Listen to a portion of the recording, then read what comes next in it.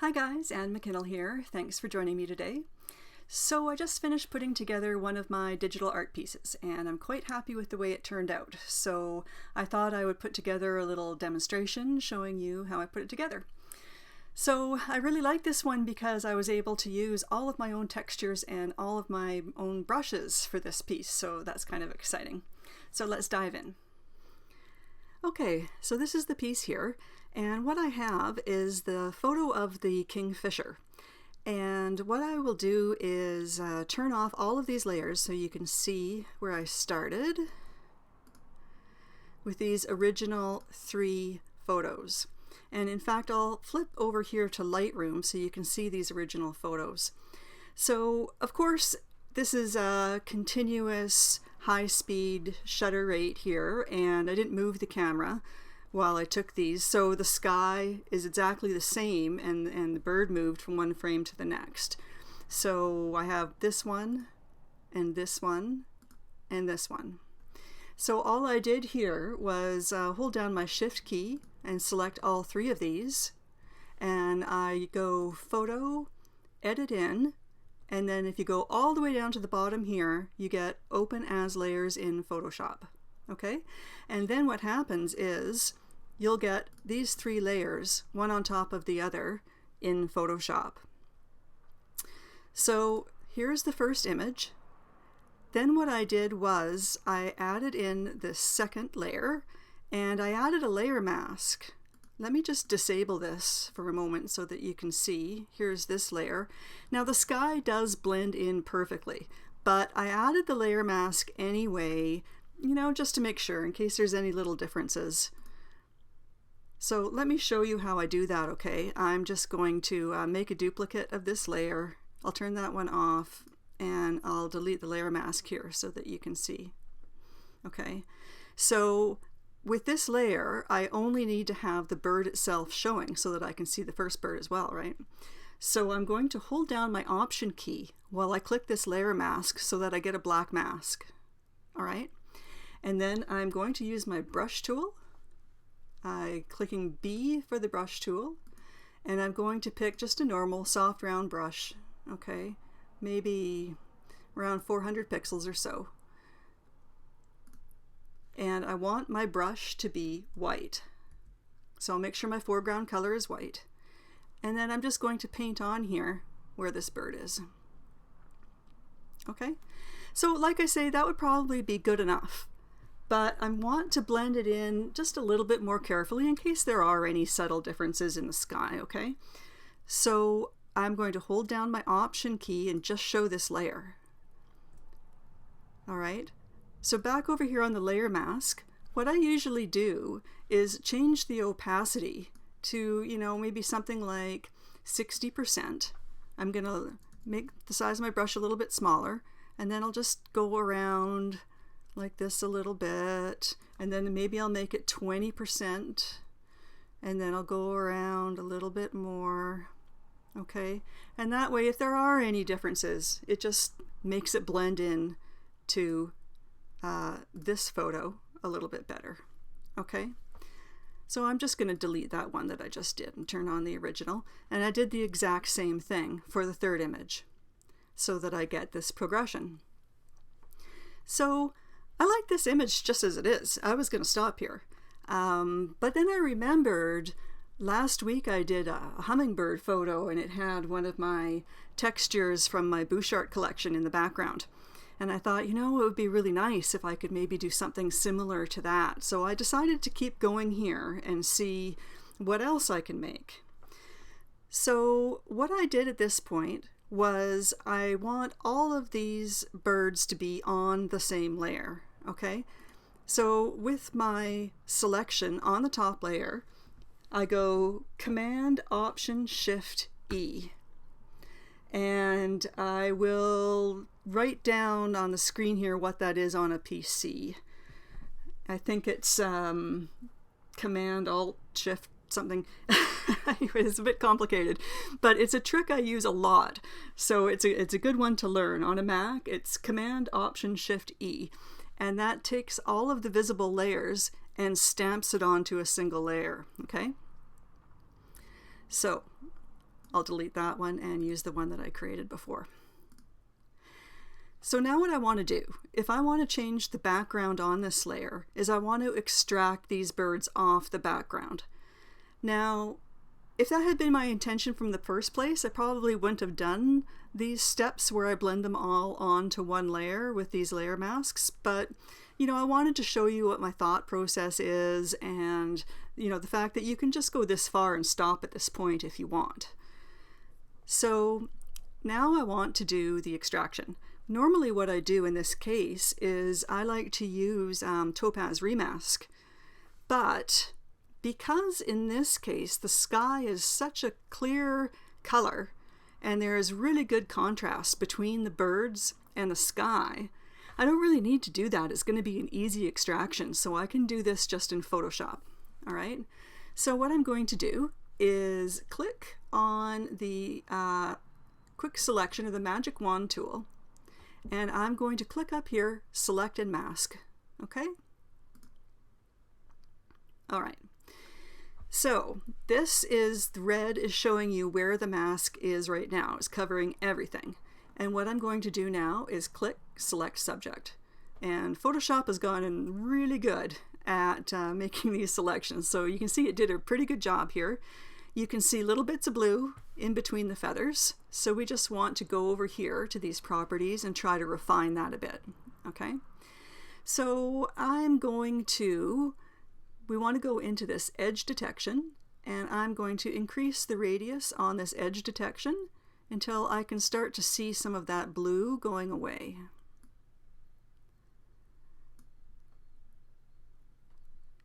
That looks pretty good there. I'm going to increase the contrast. So it's really looking for the contrast between the bird and the sky, and I'm going to increase this a little bit more until I can't see most of that blue. And I think that's done a pretty good job. Now I'm going to output this to a selection, so I can always refine this further if I want to. But this is looking pretty good, and I am just going to go ahead and click OK. All right, so now we have our birds selected. To get them onto a layer of their own, I am going to go Command J, and that jumps your selection onto its own layer. So if I turn off these layers, you can see that now the Kingfishers are on a layer all of their own, and that's going to allow me to go ahead and drop some other background behind them.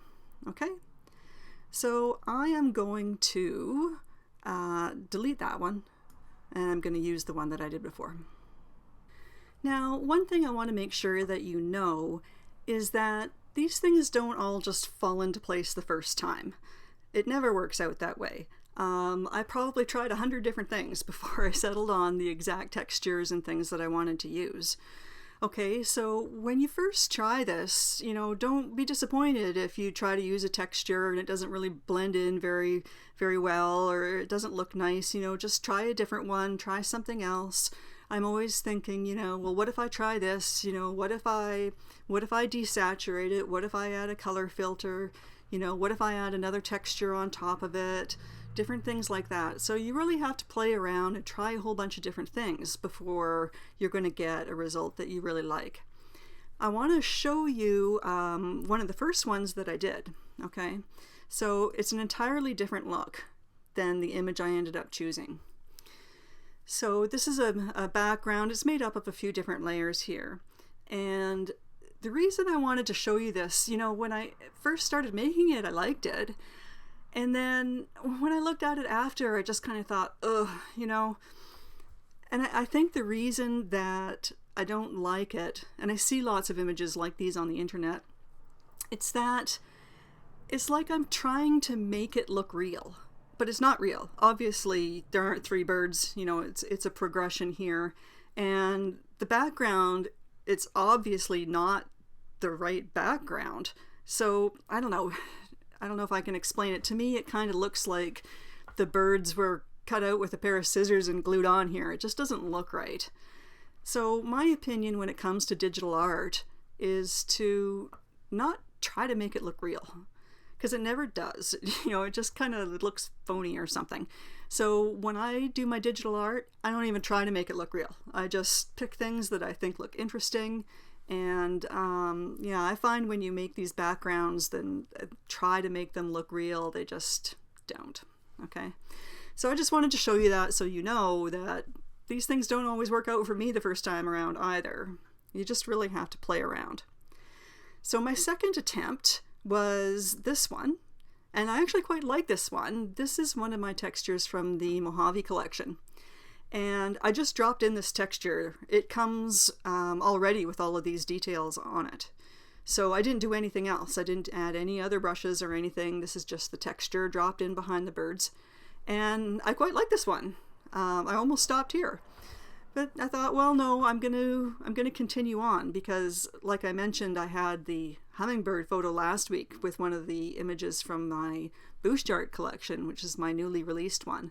And that got me thinking that, I think I have a lot of these sort of sequences of bird photos, and maybe if I can put them all together with the similar sorts of backgrounds, I can make another collection. So I left this one and I started working on this other one. So this is my Butchart 8 from my new Butchart collection, and I love these ones. I think this is my favorite collection so far. So again, I almost stopped here. I quite like this just the way it is. But I thought, well, I'll continue on, and this is what I usually do.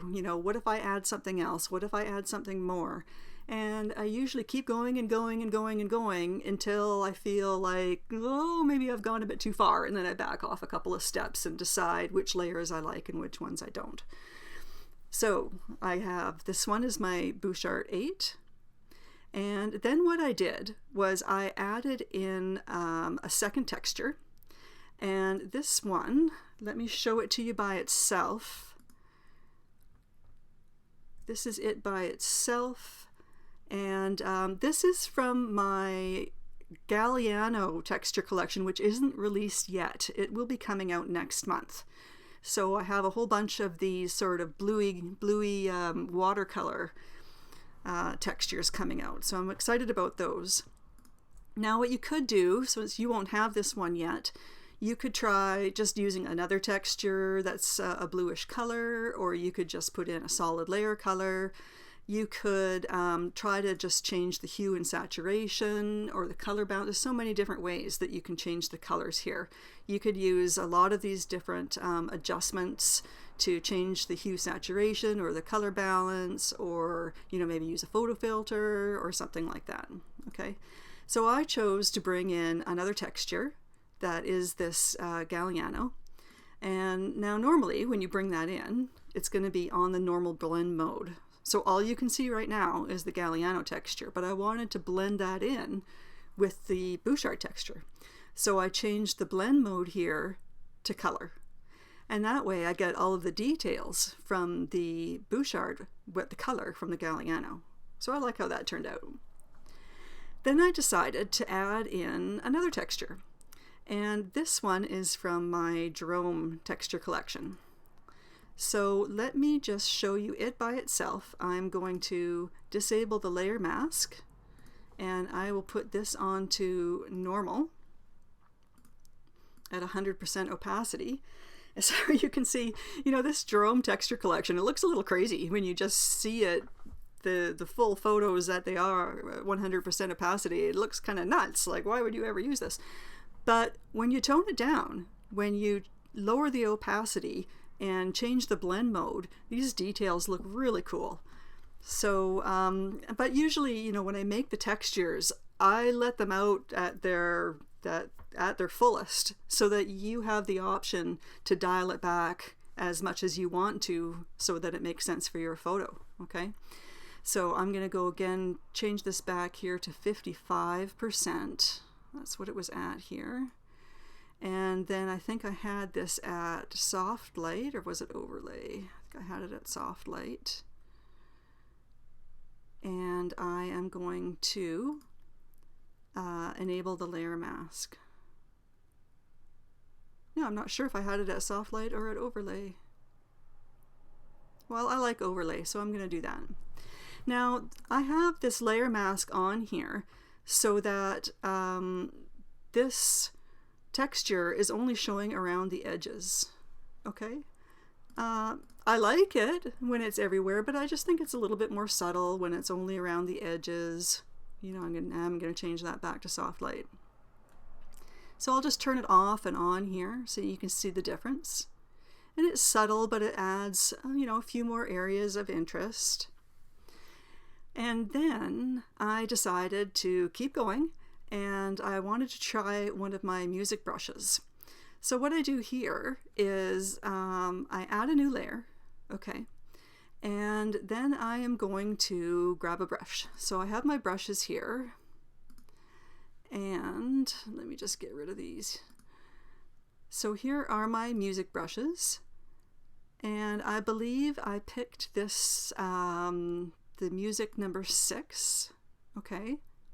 So I've got that brush, and now what I'm going to do is pick a color. And what I like to do is, you know, pick a color out of the image. So I'm going to pick, you know, maybe one of these darker blue colors that turned out to be kind of a light blue. I'm just watching over here. I'm watching over here to see what kind of color I can pick up. And actually, maybe that is good. That's a good color there. So I'll go okay. And sometimes if you get your brush and you only see the cursor like that, it's probably because your brush is too big. Those brushes are pretty big. So I'm just making my brush smaller by clicking the left square bracket on my keyboard. So I'm doing that. And I'm going to make sure that my opacity is back up at 100%. Okay? And I want this to just kind of fill here. Get it just big enough, and I'm just going to go click. Okay? So that is obviously way too much. I don't like it to be overwhelming like this, so I'm going to change the blend mode. Let's see, what can I change it to? Well, I don't know. You know, maybe I'll leave it at normal and I'll just change the opacity, okay? So maybe something like that, okay? Let's see what I actually ended up doing here. And I did normal, and the opacity is at 58%. So I'm just going to delete that one that I was working on and use my original one. So I like to do that. I don't even know if you can see this in the video. I'm going to turn the layer off and on again. It's very subtle. I like the music brushes, but I don't want it to be so obvious. It's one of those things where it adds a little bit of detail and area of interest to the photo. But you have to look at it pretty closely to actually see that they're music notes. So after that, I decided, well, I'll continue on and go a little bit further. And I want to add another brush stroke. And this one is my from my different stroke brush set. Okay, so let me show you how I did that one. Again, I'm going to add a new layer. So the brush is on a layer of its own. And I'm going to pick a color. I'll pick, you know, a lighter blue color this time. Something like that, okay? And I'm going to click the brushes, and I'll pick the different stroke brushes. And I can't remember which one of these I used here. Let's see. I'll pick the 6 again, okay? And I'm using my left bracket key to make the brush a little bit smaller.